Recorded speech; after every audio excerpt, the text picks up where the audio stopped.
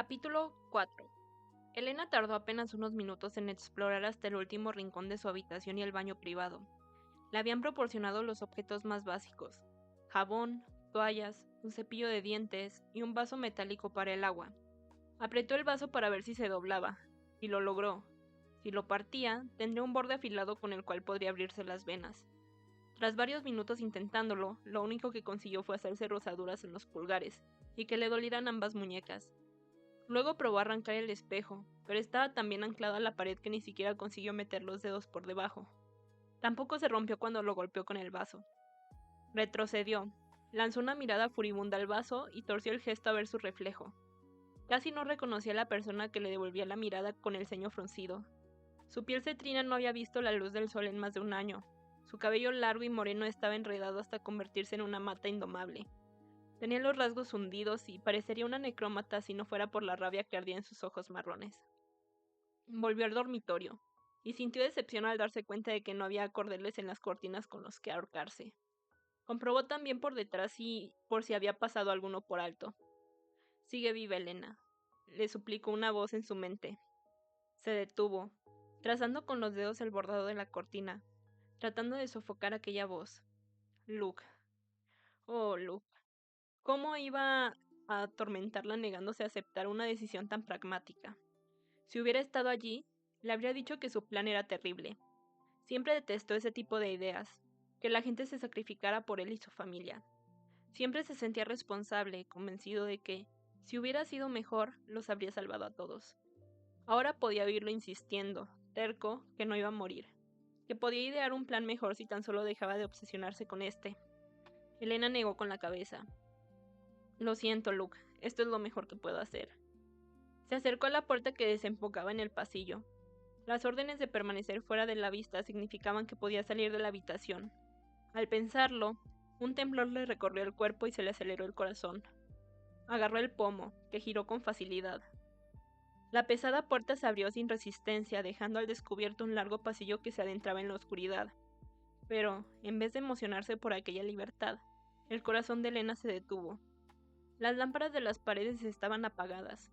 No se había percatado de lo siniestro que resultaba el pasillo, estrecho y retorcido, plagado de sombras acechantes, como dientes afilados abriendo paso a unas fauces oscuras.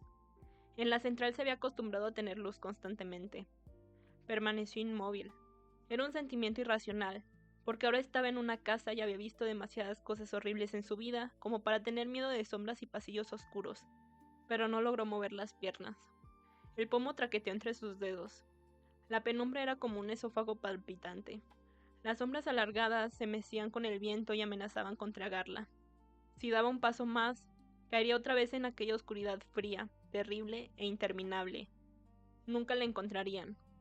El terror se le clavó en el cuerpo como una lanza cuando las sombras volvieron a agitarse, arrastrándose hacia ella. Se le contrajo el pecho y sintió una punzada de dolor en los pulmones. Sin pensarlo, Elena se metió de nuevo en la habitación y cerró la puerta, apoyando su cuerpo contra la superficie fría y sólida. Sentía los pulmones encogidos y el corazón en un puño. No podía respirar. Sabía que el terror del tanque de suspensión la perseguiría siempre, pero no era consciente de que aquel temor se había enraizado en su interior, extendiéndose a través de los nervios y los órganos hasta paralizarla por completo. Permaneció agachada y perdió la noción del tiempo, hasta que oyó que alguien llamaba a la puerta. Al sonido le siguió un tintineo de platos y pasos que se alejaban. Abrió una rendija y encontró un bulto de ropa y una bandeja con comida. Los introdujo rápidamente e intentó no mirar de nuevo hacia la oscuridad acechante en el pasillo. Cuando cerró la puerta, dirigió una mirada de asco a la bandeja. La comida era una porquería. Como si alguien hubiera reunido las sobras del día, las hubiera metido en una olla y las hubiera hervido. Prefería morirse de hambre. Dejó la bandeja a un lado. Al despegar el bulto, encontró varios conjuntos de ropa interior, unas medias de lana y un vestido rojo, tan intenso como la sangre. Había marcas de costura en los dobladillos, en el cuello y en el corpiño. Parecía que habían arrancado los bordados y el encaje para hacer las prendas lo más sencillas posible. Elena se arrepintió amargamente de haberse asustado al ver aquellas rosas. Volvió a mirar la comida, recordando que debía de tener cuidado con Aurelia. En el fondo del bulto había 3 pares de zapatillas de baile, unos zapatos delicados con una suela fina y poco práctica, y con unos lacitos que se habían desprendido porque la tela que envolvía los dedos de los pies se estaba desgastando, y había perdido el brillo satinado. Excepto las medias. Elena guardó todo en el armario. Prefería llevar el vestido fino y áspero de la central. Por la mañana, llegó otra bandeja, con un aspecto aún peor, si es que eso era posible. Elena tenía tanta hambre que eligió con cuidado unos cuantos trozos de comida que no estaban tan hervidos que hubieran perdido el color. Quiso intentar salir de su habitación de nuevo, pero de solo pensarlo se le formó un nudo en el estómago. En lugar de eso, se dedicó a hacer ejercicios de calistenia. Al menos, debía ser capaz de subir un tramo de escalera sin que sus piernas amenazaran con ceder. También tenía los brazos débiles, pero descartó cualquier ejercicio que añadiera peso a las muñecas. Miró con amargura los billetes. Siempre se había sentido muy orgullosa de sus manos, de todo lo que podía hacer con ellas. Cuanto más tiempo dedicaba a buscar excusas para no salir de la habitación, más culpable se sentía. Cualquier miembro de la resistencia ya habría memorizado la distribución de la casa, habría identificado posibles armas e incluso habría asesinado a los Ferrón. Lira no se habría permitido ser tan débil, sin importar a qué le tuviera miedo. Pero Elena nunca fue como ella. Así como tendría que hacer las cosas a su manera, era mejor esperar, dejar que Ferrón viniera por ella. Seguro que acudía pronto. Elena solo podía imaginar cómo sería la transferencia. Se acordó del cadáver de Crowther que tenía el liche adentro. Tal vez ella acabaría convertida en algo parecido, consciente de lo que le sucedía mientras Ferrón la dominaba, poseyendo su mente y su cuerpo. Al menos, si debía ver a Ferrón a menudo, tendría la oportunidad de adivinar qué le sacaba de sus casillas, de encontrar una debilidad. Se devanó los sesos tratando de recordar lo que sabía de su familia. Los Ferrón habían participado en la industrialización alquímica del último siglo. Crearon el primer gremio de hierro poco después de la fundación de Palladia. El hierro era uno de los 8 metales tradicionales que se asociaban a los 8 planetas. Plomo para Saturno, estaño para Júpiter, hierro para Marte, cobre para Venus, mercurio para Mercurio, plata para la Luna, lumitio para Lumitia y oro para el Sol. Por ser intratable y muy propenso a la corrosión, el hierro se consideraba un metal de bajo rango e innoble, sobre todo comparado con las sustancias incorruptibles, como la plata, el lumitio y el oro. Los Ferrón habían sido una familia plebeya, herreros y forjadores que fabricaban arados y herramientas para la agricultura, en vez de trabajos de relumbre, como forjar armas de acero para la llama eterna, como hacían otros alquimistas férreos. Conforme pasó el tiempo se fueron descubriendo otros metales. El hierro siguió siendo un elemento difícil de tratar y básico, hasta que los Ferrón desarrollaron un método para crear acero de forma eficiente mediante la alquimia. Con la precisión de su resonancia férrea, aseguraban una calidad de escala industrial que nadie podía igualar. Fue algo que cambió el mundo a la par que a los Ferrón. Pasaron de ser comerciantes a una burguesía trabajadora que albergaba mucha riqueza, mientras la realidad a su alrededor se transformaba al mismo tiempo. No importó que teológicamente el hierro estuviera clasificado como un metal celestialmente inferior. La era moderna se construyó con acero de la familia Ferrón. Las fábricas, las líneas de ferrocarril, los vehículos, incluso la propia Palladia, cuya arquitectura se elevaba hacia el cielo al ritmo del desarrollo industrial. Puntaferrio, aunque ahora estuviera deteriorado, se había erguido como un monumento a esa influencia y riqueza, y al inmenso orgullo que la familia no dejaba de exhibir. El primer recuerdo que Elena tenía de Caín Ferrón era del segundo curso, no como persona, sino como un nombre en una lista. Elena había sido la que sacó la nota más alta en el examen nacional de alquimia ese año, desbancando a Ferrón, que lo había conseguido el año anterior. Lux se sintió muy orgulloso de ella.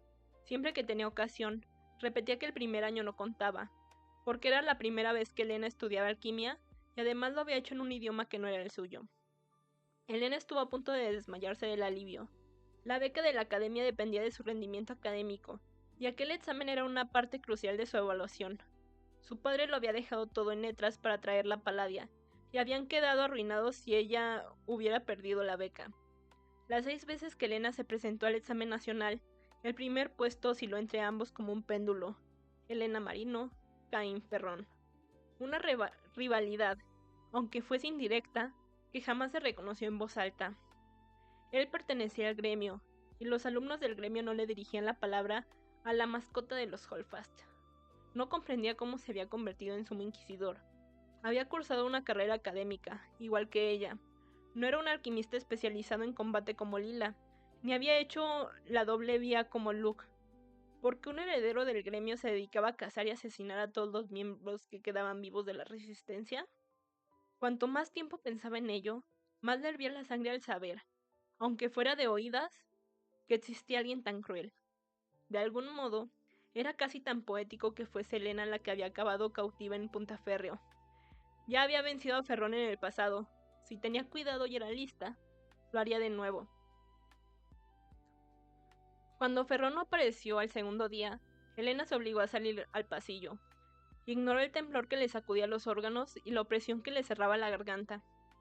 Se pegó a la pared y recorrió con los dedos el revestimiento de madera, sin reparar en el polvo que se incrustaba en los surcos de las yemas de los dedos, oscureciéndolos como si tuviera una infección. Puedes hacerlo, se repetía a sí misma mientras avanzaba bordeando la oscuridad. Paso a paso. Intentaba esquivar las sombras más profundas. Quiso abrir la puerta que le quedaba más cerca, pero estaba cerrada con llave, así que siguió adelante un poco más. El viento gimió entre los corredores, retorciéndose en un grito ahogado. Las ventanas traquetearon y la casa crujió como si tuviera huesos que se resquebrajaban. Helena intentó respirar, pero no lo logró. Era incapaz de hacerlo en ese pasillo donde las sombras se estiraban como si fuesen dedos hacia ella. Cuando llegó a la tercera puerta, el miedo la detuvo por completo. Se dio la vuelta, mareada. El pasillo giraba a su alrededor y la oscuridad se cernía sobre ella. Antes de alcanzar la puerta abierta, le fallaron las piernas. La visión se volvió borrosa y todo se oscureció a su alrededor. Lila Bayard emergió de la oscuridad. No era la Lila que Helena recordaba. No se trataba de la chica preciosa y esbelta que usaba armadura y tenía el cabello claro trenzado como una corona alrededor de la cabeza, como las estatuas de Lumitia. Ahora Lila llevaba el pelo corto, casi como un chico. Parecía pequeña, a pesar de su imponente altura. Fijó la mirada en Helena. El lado derecho de su rostro y cuello estaba moratado y cubierto con una cicatriz. Un tajo largo y cruel que le recorría desde la mejilla hasta la garganta. Sus ojos eran rojos. Lila, ¿qué sucede? ¿Qué te ha pasado? Helena sintió que tenía cada vez más frío, que los dedos se le entumecían al estirar la mano hacia ella. Lila abrió la boca para responder, pero entonces se desvaneció. Lila. Cuando Helena abrió los ojos, estaba tirada en el suelo de su habitación con el corazón desembocado. Intentó enfocar la vista, pero un dolor intenso y punzante le taladraba la cabeza. Aquello que había visto se desvanecía como agua entre la arena. Las ventanas traquetearon con un golpe seco y la casa lanzó un gemido profundo, una vibración que recorrió el suelo como si estuviera cobrando vida. Helena se levantó apoyándose en las manos y se acercó a la ventana. Las montañas estaban ya blancas, pero la nieve aún no había alcanzado la cuenca del río. Todavía debían quedar unas semanas para el solsticio de invierno, con el que daba comienzo el año nuevo. 14 meses. Helena trató de recordar el último día del que tenía recuerdos durante la guerra. La batalla final tuvo que ocurrir a finales de verano, pero no se acordaba del mes o de las fases lunares exactas. El hospital permanecía ajeno al paso de las estaciones. Mientras contemplaba el exterior, la puerta se abrió. Un escalofrío recorrió su espalda al darse la vuelta, pensando que sería Ferrón. Pero fue Aurelia la que entró envuelta en un remolino de tela azul, de nuevo cubierta de metal como un exoesqueleto delicadamente afiligranado. Si los Ferrón andaban escasos de dinero, seguramente fuese porque la falda de Aurelia estaba hecha con decenas de metros de seda importada. Tal vez Aurelia poseía una resonancia de hierro poco común, pero parecía una recién llegada respecto al dinero. No es que Helena tuviera alguna experiencia en eso, pero era algo que había aprendido sin quererlo al codearse con las familias nobles que servían a los Holdfast y a la llama eterna. La vestimenta en las fincas solía ser menos formal. Luke le habló en muchas ocasiones de la casa del campo que su familia poseía en las montañas, de que la ropa que allí usaban era mucho más cómoda.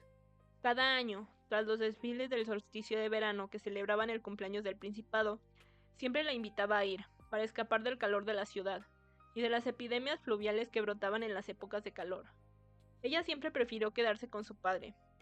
Años después, sí llegó a conocer la casa del campo, pero fue sola. Luke le había dicho la verdad, era un lugar precioso y la ropa cómoda, pero ella detestó cada minuto que pasó allí. Aurelia miraba a Elena con repulsión. ¿Por qué sigues llevando eso? ¿No te has lavado desde que llegaste? No lo había hecho. Le parecía más seguro estar sucia. Sabía que eras extranjera, pero di por hecho que en el cuchitril en el que te encontraron los Holfast existía una higiene básica. Elena apretó los dientes. Ha llamado Stroud. Se te realizará el procedimiento esta noche. Lávate y arréglate ese pelo asqueroso que tienes antes de que vuelva, o le pediré a los necrómatas que te desnuden y lo hagan ellos. Tenemos algunos que huelen de lo lindo, y los llamaré si vuelvo a verte con esta pinta. Se dio la vuelta y se alejó mientras la falda hacía frufru a su paso. Elena fue al baño. Se arrancó su sencillo vestido y giró los grifos de la ducha rápidamente.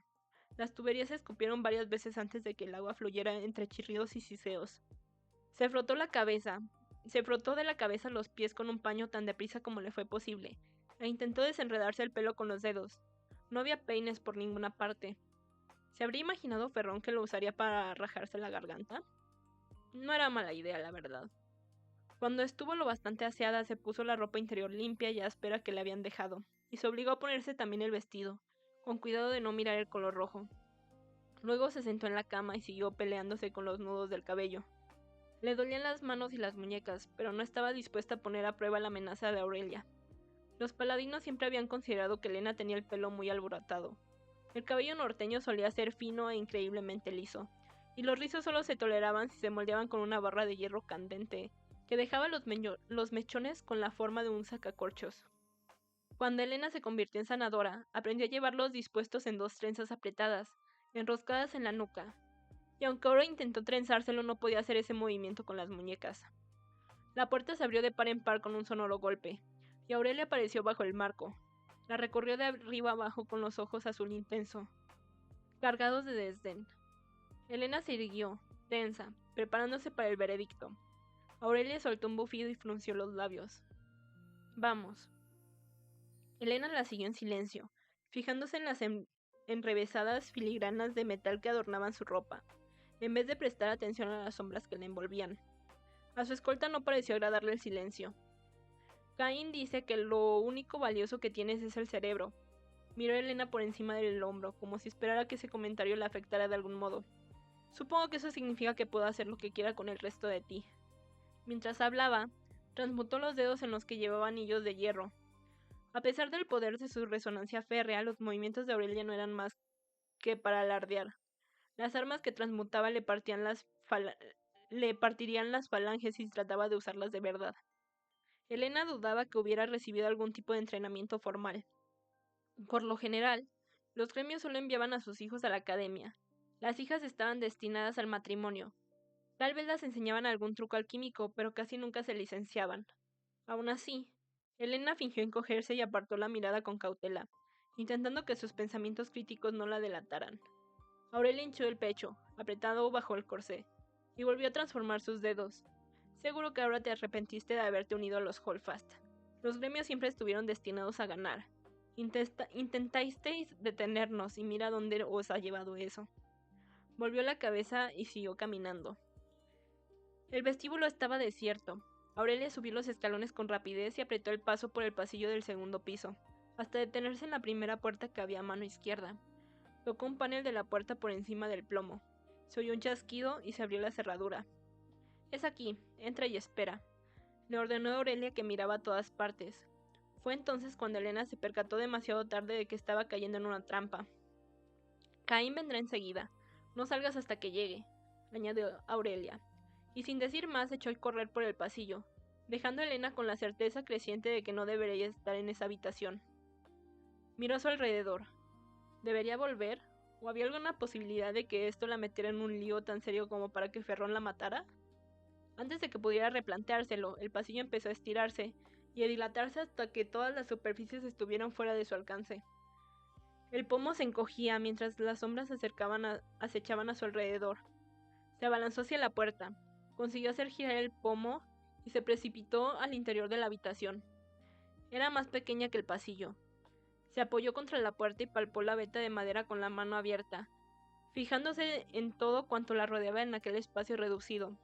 Elena se sorprendió al ver que la habitación era igual que la suya. 2 ventanas, una cama y un armario, pero en esta había un escritorio y una silla en vez de un sillón. Era todo muy austero. Se acercó al escritorio junto a la ventana. Había un montón ordenado de papeles. Levantó el primer folio y lo sostuvo bajo la tenue luz, buscando si la correspondencia de Ferrón se había traspasado a la página de abajo. Pero el papel era grueso y sin marcas visibles. Pasó los dedos por la superficie del escritorio.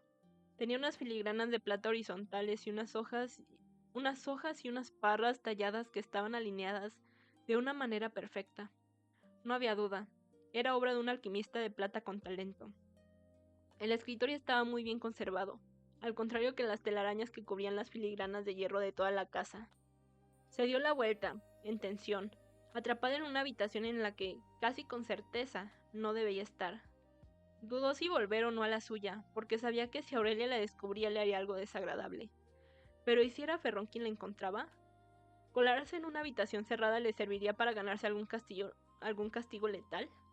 Elena dudaba que fuera una persona impulsiva, y, si Strauss conocía tal cantidad de castigos mediante la vivencia que no contaban técnicamente como tortura, Ferrón, sin duda también. Se le secó la boca. Todavía no sabía cómo sería la transferencia. A pesar de lo mucho que había oído hablar del tema, nadie le explicó qué le iba a hacer Ferrón.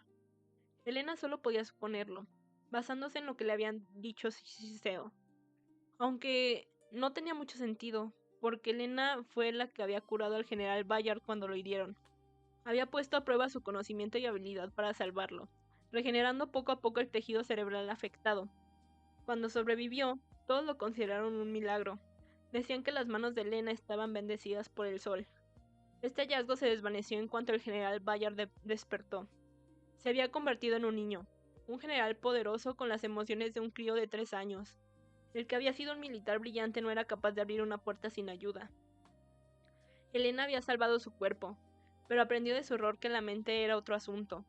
Durante años intentó, sin éxito, reparar el daño que había causado. En algún rincón oculto de su memoria se le aparecía Elaine Boyle, trayendo una cura, un procedimiento que más tarde aplicaría en Elena. Y ahora los inmarcesibles se enterarían de todo. Oyó un chasquido en la puerta que la sacó de sus pensamientos. Se giró para ver entrar a Ferrón. Tenía la mano en la garganta, pues estaba desabrochando el cuello de la camisa. Se detuvo al verla. Vaya, pronunció. Esto sí que es una sorpresa.